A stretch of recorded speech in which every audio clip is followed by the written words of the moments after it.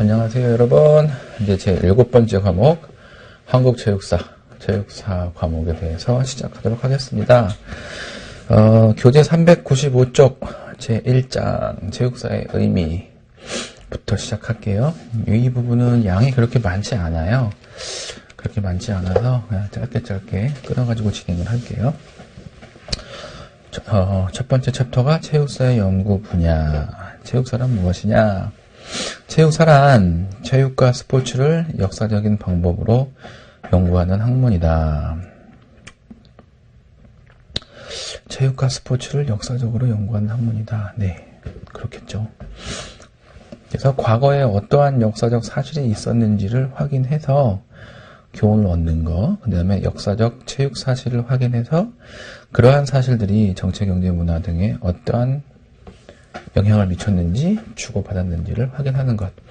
이런 측면은 약간 체육, 스포츠 사회학과도 좀 관련이 돼 있겠죠.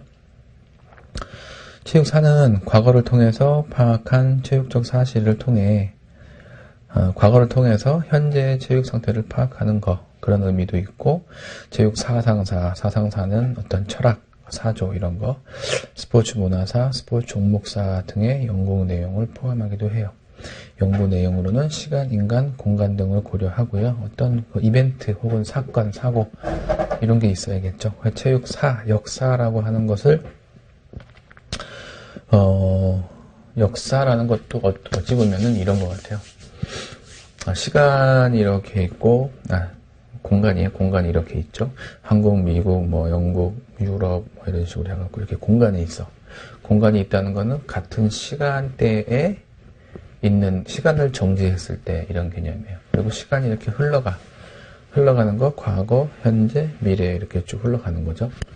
이랬을 때 스포츠 교육학, 사회학, 심리학, 역학, 생리학 이런 것들은 다 같은 시간, 특정 시간을 중심으로 이렇게 보는 거예요.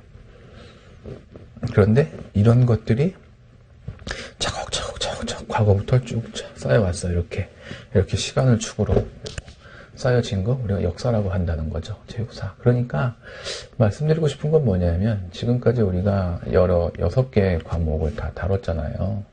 물론 체육학에는 6개의 과목만 있는 건 아니에요. 더 많은 과목이 있죠. 체육학에는. 그런 과목들이 결국은 그런 과목들을 시간을 축으로 해서 과거, 현재, 미래를 쭉 쌓아내면 그것이 체육사와 같을 거다라는 얘기죠.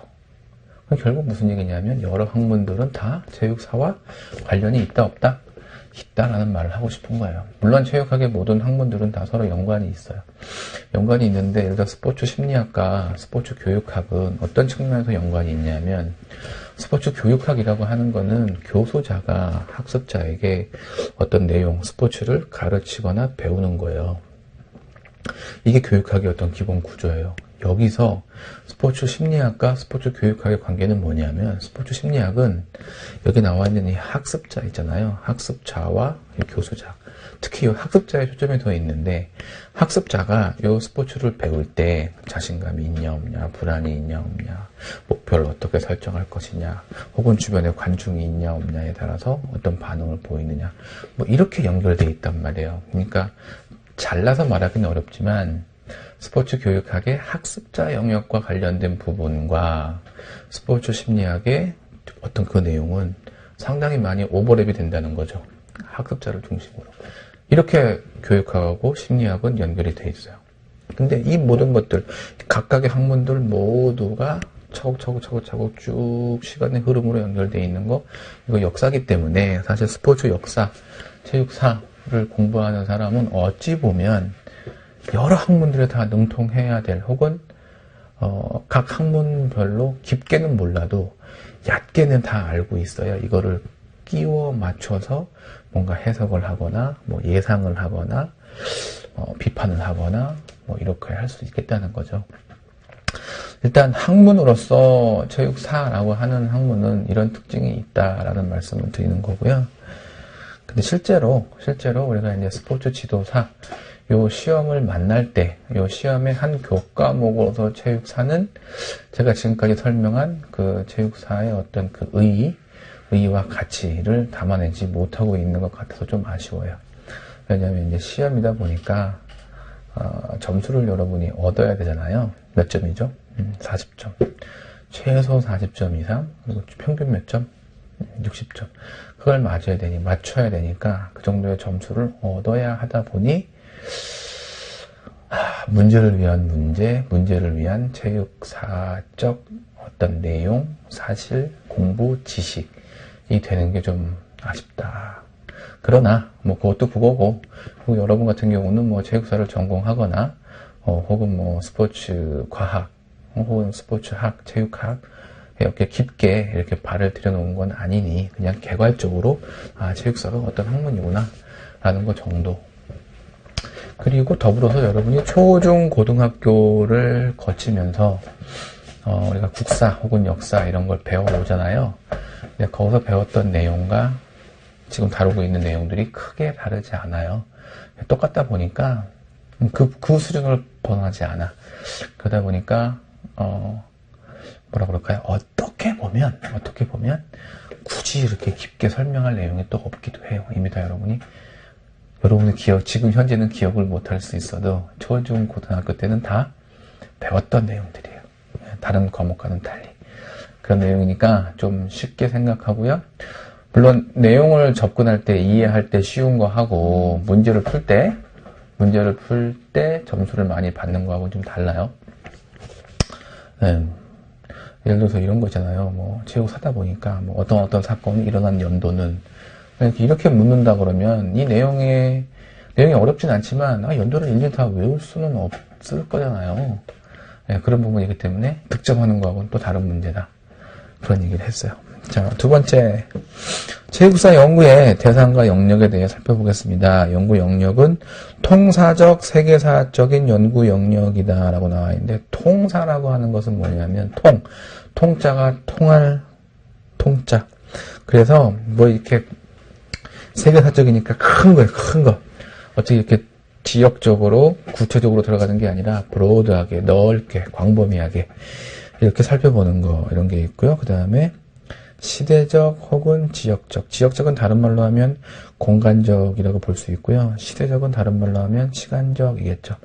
시간적 혹은 공간적으로 특정 지역, 특정 시간대에 포커스를 둬서 심층적으로 이해하는 거겠죠. 그 다음에 개별적, 특수적. 이건 사건 중심이라는 거예요. 사건 중심으로 뭐 이런 얘기를 할 수 있을까요? 예를 들어 뭐 4월 16일 날 세월호가 가라앉았어. 우리는 사실 그거에 대해서 많은 부분 모르죠. 알 수 있는 기회도 없고. 근데 그걸 앞으로 한 10년 정도 뒤에 어떤 학자가 뭐 이렇게 관심을 갖고 그 사건을 중심으로 찾을 수 있잖아요. 아니면 지금에 와서 5.18 혹은 최근에 제주의 4.3 항쟁 뭐 이런 거에 대해서, 특히 제주의 4.3 같은 경우는 전혀 아는 사람도 없고 알려지지도 않고, 그런데 그게 지금 80년이 지났어요. 근데 이제서야 사회적 분위기 혹은 공감대를 얻어서 연구 혹은 조사가 되려고 하고 있어요.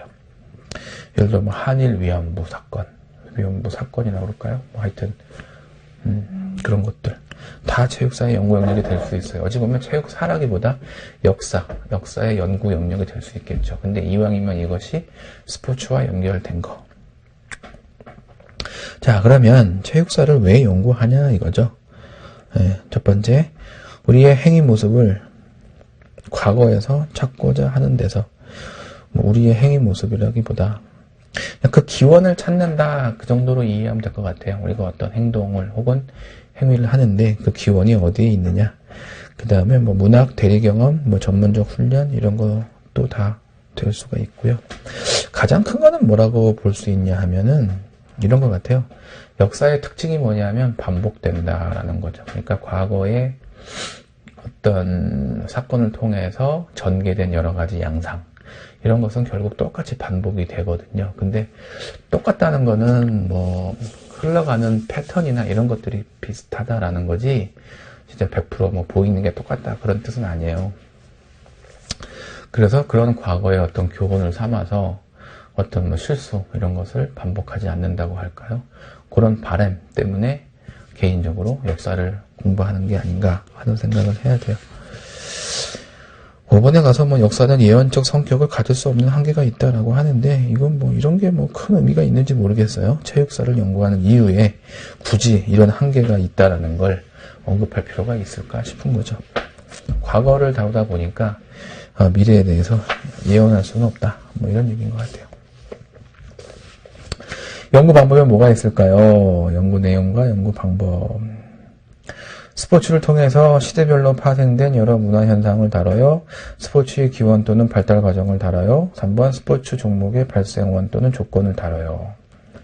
스포츠에 국한되어 있죠. 그 다음에 체육사의 연구 당구는 역사적인 문제에 대해서 선택을 하고요. 대상 자료에 대한 분류와 비판을 하고, 해당 자료에 대한 상태와 사건을 설명하는 가설을 구성하고, 새로운 사실을 발견하고 풀이 및 서술을 한다.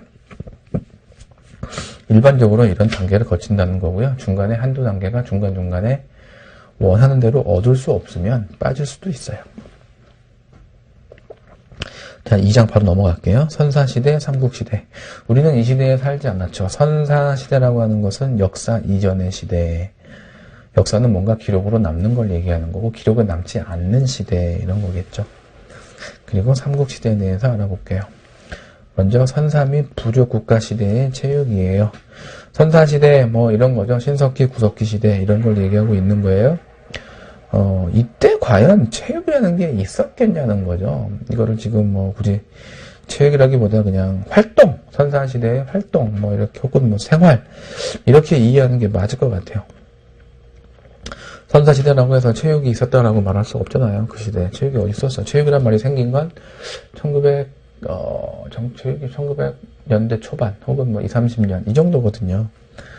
그렇게 이렇게 좀 앞뒤가 안 맞는 것 같죠. 이때 주로 한 생활은 생존을 위한 어떤 본능적인 활동이다. 달리기, 기어오르기, 던지기 뭐 이런 거, 이런 동작들을 했을 것이다.